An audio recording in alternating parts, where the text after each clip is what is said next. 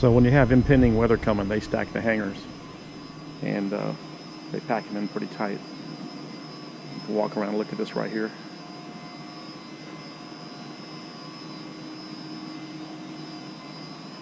It's like a maze.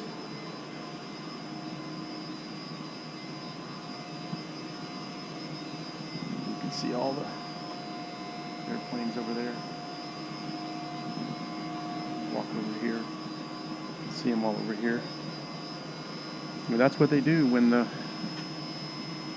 storm's coming. We stack them in the hangar. Got to protect these assets, protect these airplanes.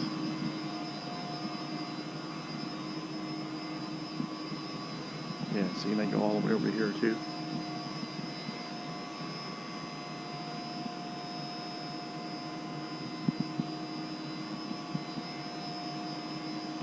And we do this when we have hurricanes or destructive weather. We put them all in the hangar right here, and it protects them. And this is all concrete up here, so it's a pretty rugged hangar. If it gets too stormy, they'll probably fly most of them out, get them off the base. But we have the weather coming in, so this is what we do. We stack the hangars. Part of what we do here.